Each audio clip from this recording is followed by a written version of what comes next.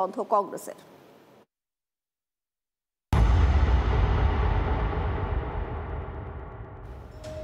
নমস্কার, টিভি9 বাংলায় আপনাদের সবাইকে স্বাগত জানাই। আপনাদের সঙ্গে রয়েছি আমি চয়নিকা। শুরুতেই চোখ রাখবো মালদার খবরে। মালদার চাঁচলে আমবাগানে মহিলার অগ্নিদগ্ধ দেহ উদ্ধার ঘিরে রহস্য।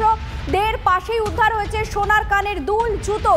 অবিন্যস্ত অবস্থায় মিলেছে পোশাক, রক্তের দাগও পাওয়া গেছে পোশাকে। মহিলাকে খুনের পর মৃতদেহ জ্বালিয়ে দিয়ে প্রমাণ লোপাটের চেষ্টা দুষ্কৃতীদের। অনুমান পুলিশের। ঘটনাস্থলে মিলেছে ছুরি। গোটা আমবাগান ঘিরে ফেলেছে পুলিশ। আরো সূত্রের খোঁজে পুকুরে জাল ফেলে চলছে এই মুহূর্তে তল্লাশি।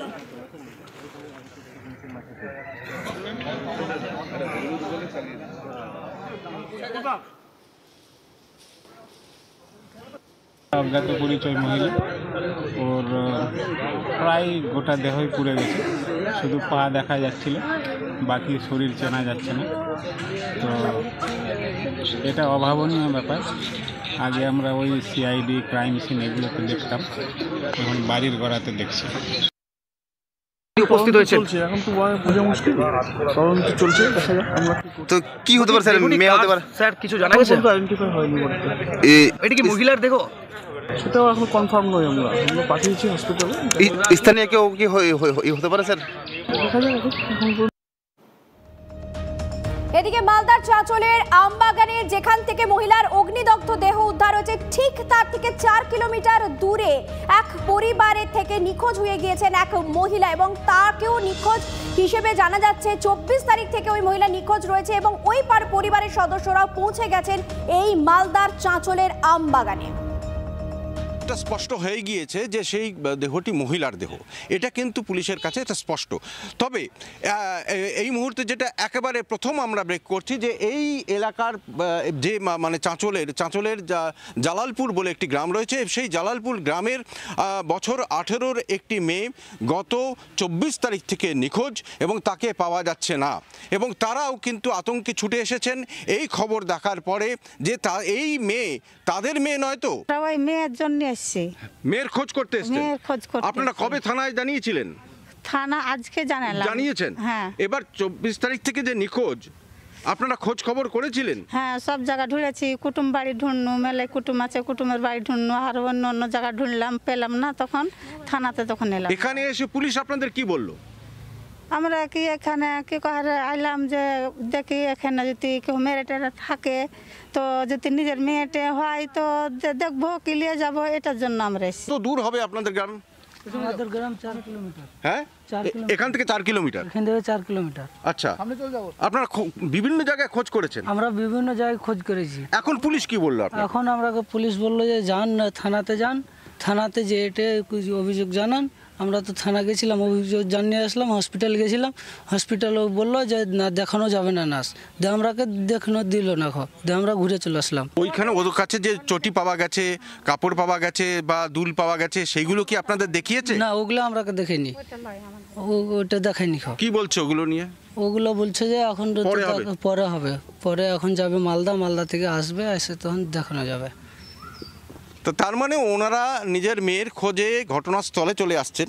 গত 24 তারিখ থেকে সেই মেয়ে নিখোঁজ রয়েছে, বছর 18-র মেয়ে, এবং তার পাশের গ্রামেই এই ঘটনা 24 তারিখে হয়েছে।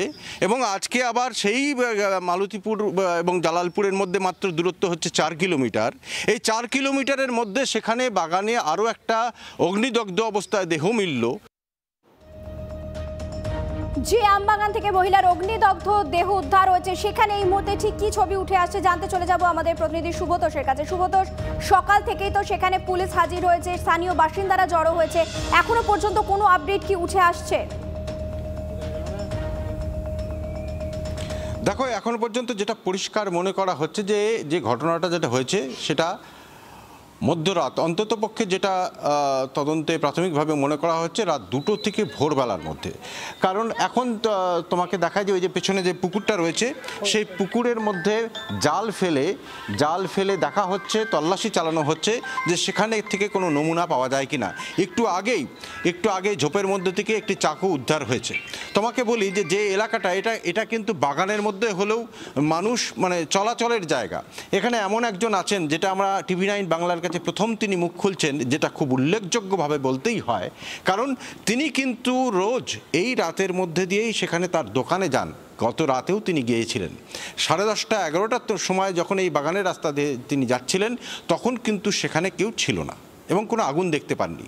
এবং তোমাকে বলি যে আজকে সকালে যখন মানুষ ছুটে আসে গ্রামের লোকজন, তখন কিন্তু দেখে যে সেখানে ধোঁয়া উঠছে। তো তার মানে যা পরিস্থিতি সেটা হচ্ছে রাত 2টো থেকে ভোরের মধ্যে যেটুকু ঘটনা, কারণ মানুষ যখন এই এলাকার মানুষ দেখে তখনও কিন্তু সেখানে আগুন জ্বলছে, ধোঁয়া উঠছে। কি বলছেন আপনি যখন গেছিলেন? আমি তো প্রতিদিন রাত্রে 10টার সময় দোকান যাই, 10টা থেকে 10:30 সময় দোকান থেকে বাড়ি আসি। ইভেন কালকে রাত্রেও সেম 10টার সময় দোকান থেকে 10টা 5-10 হয়তো আমি ক্রস হচ্ছি। তো আমি আমার স্টাফ আরেকজন ছেলে ছিল, 3জন দাঁড়িয়ে এই রাস্তা প্রতিদিন এইভাবেই যাই, প্রতিদিন যাই, দিদি যাওয়া আসি দিদি হয়। রাত 10টার আগে আমি দোকান থেকে আসি না। এবার কালকে রাত্রেবেলা সেম 10টার সময় আসছিলাম, যখন এখানে ওই সময় দাঁড়ালে ওই সাইডে গল্প করলাম। আমি যখন যাই তখন নিস্তব্ধ জায়গা, কোনো কিছু নেই, মানে মানুষ আগুন তো বুঝে যাবে আগুন চলছে, কিন্তু কোনো কিছু নেই। কিন্তু সকালে কি কিন্তু এবার সকাল 7:30 বাজবে, তখন দেখছি যে চিল্লাচিল্লি হচ্ছে বাইরে দিয়ে, খুব কী হচ্ছে বলে একটা আগুন, মানে কেউ মরা, মানে জিন্দা লাশ পুড়ছে, এরকম মনে বলছে কেউ পুড়ছে ওখানটাই, কোথায় বাগানের মধ্যে। যাও পাশে আমার ধানমন্ডি আছে, মানে কেউ পুড়ছে, কেউ কিন্তু কেউ লোক নেই। হ্যাঁ, মানুষ পুরা লোক থাকে, লোক নেই। যাই হোক, এবার সেই শুনে আমরা দৌড়ে আসলাম, এসে দেখছি যে প্রচুর লোকের ভিড় হয়ে আছে, একটা মরাদেহ পুড়ছে সামান্য খড় দিয়ে। হ্যাঁ, সেই খড় দিয়ে মানুষ মরাদেহ পুড়ে না, তার মানে ওখানে কিছু ইভেন্ট ব্যবহার করা হয়েছে। হ্যাঁ, যাক, এটা তো তদন্ত সাপেক্ষ, এটা তো না হলে বুঝাবে না কিছু। এবার কথা হচ্ছে যে আমরা তো এই জিনিসগুলো আগে বাইরে শুনতাম যে বাইরের দেশে হচ্ছে, কিন্তু আমার বাড়ির পাশে এই জিনিস হচ্ছে, এটা ভয়ের ব্যাপার। প্রতিদিন সন্ধ্যাবেলা আমার বউ, আমার বাচ্চা ওই দিক দিয়ে আসে, স্কুল থেকে টিউশনে নিয়ে আসে, আরও বাড়ির পাশ দিয়ে কেউ যায়, এটা তো ভয়ের ব্যাপার। একটা পাশে ধানের মন্দির আছে, আপনার ঢিলঝড়ে দূরত্বে ব্লক আছে, কালীবাড়ি আছে।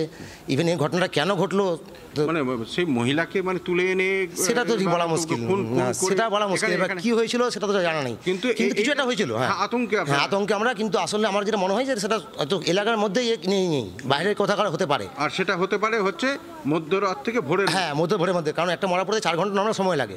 সেই হিসাবে যদি আপনি দেখেন তাহলে একটা অলরেডি পাওয়ার পুড়ে নেই এখন পর্যন্ত, তাহলে কীভাবে সেটা হয়?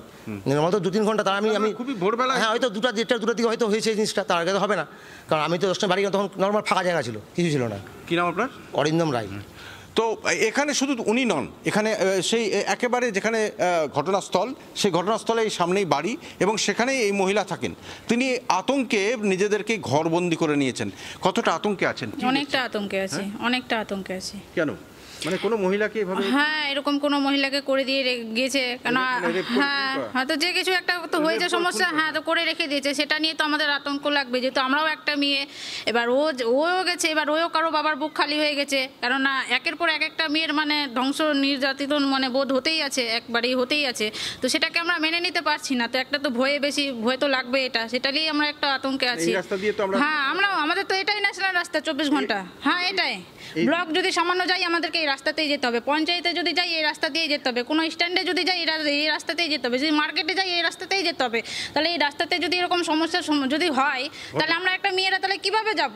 আমাদের তো সারাদিন আর ঘরে বন্দি করে থাকতে পারবো না, আমাদেরও তো কাজকর্ম আছে, যেতে হবে বাইরে। আপনাদের দেওয়ালের সামনেই, হ্যাঁ, দেওয়ালের পাশেই কোনো মেয়েকে নির্যাতন করে খুন করে দিচ্ছে, পুকুরটা যে করা হলো, এই পুকুরটা কিন্তু আমাদেরই, আমার ঠাকুরদারই কিন্তু জায়গা। আচ্ছা শুভতোষ, একটা বিষয় স্পষ্ট যে একটা আতঙ্কের আবহ তৈরি হয়েছে, তার কারণ আপনারা যে ছবিটা দেখছেন, TV9 বাংলা যে ছবিটা দেখাচ্ছে, এটা একটা আম বাগানের ছবি এবং এর পাশেই কিন্তু লোকালয় রয়েছে, বাড়ি ঘর রয়েছে, সেখানকার যে স্থানীয় মানুষজন রয়েছেন, বাসিন্দারা রয়েছেন, তারা স্বাভাবিকভাবেই আতঙ্কে, যেভাবে মধ্যরাত থেকে ভোর রাতের মধ্যে একটা দেহকে দাউ দাউ করে জ্বলতে দেখেছে, তাতে যে তারা আতঙ্কিত হবেন সেটাই স্বাভাবিক। পুলিশ এই মুহূর্তে গোটা জায়গা ঘিরে রেখেছে, পুকুরে জাল ফেলা হয়েছে যদি নতুন করে কোনো তথ্য উঠে আসে।